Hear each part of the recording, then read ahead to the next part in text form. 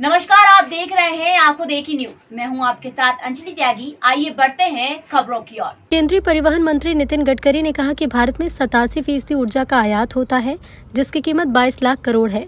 ये पैसे जो देश के बाहर जाते हैं, क्या ये पैसे नहीं बचने चाहिए? जब हमने इथेनॉल बनाया तब मक्के का दाम 1200 रुपये प्रति क्विंटल था। इस पर MSP 1800 रुपये प्रति क्विंटल थी। जैसे इथेनॉल की बात आई तो इसकी कीमत बढ़ी और 2600 से 2800 रुपये प्रति क्विंटल हुई। इसका परिणाम हुआ कि आज उत्तर प्रदेश और बिहार में 3 गुना मक्का लग रहा है। जब ये 22 लाख करोड़ रुपए बचेंगे तो ये किसकी जेब में जाएंगे? ये देश के किसानों की जेब में जाएंगे। भारत में 87% एनर्जी जो होती है वो इंपोर्ट होती है और उसकी कीमत है 22 लाख करोड़ और ये 22 लाख करोड़ देश के बाहर जाते हैं। क्या ये नहीं बचने चाहिए? और जब हमने इथेनॉल बनाया, जब मक्के से परमिशन दी तो मक्के का भाव था 1200 रुपये क्विंटल, मार्केट प्राइस थी, और MSP 1800 रुपये क्विंटल थी। जैसे इथेनॉल की बात आई तो वो 2600 से 2800 रुपये क्विंटल हुई और जिसका परिणाम यह हुआ कि यूपी और बिहार में 3 गुना मक्का लगा और आज मक्के के बाद में किसानों को पैसा मिला।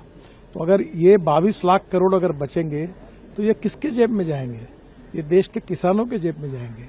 गांव समृद्ध होंगे, किसान समृद्ध होगा, इंपोर्ट कम होगा और हर साल 40,000 करोड़, अभी जो 20% है, 40,000 करोड़ किसानों का फायदा हो रहा है। और अभी जो हमने कैलकुलेशन किया कि इसमें से 360 करोड़ पेड़ लगाकर जितना पोल्यूशन कम होता उतना इथेनॉल के कारण कम हुआ। देखो ये गाड़ी, इसमें देखो उधर कोई हवा नहीं है, कोई कार्बन डाइऑक्साइड नहीं है, no pollution, import substitute, cost effective, pollution free और इंडिजिनस।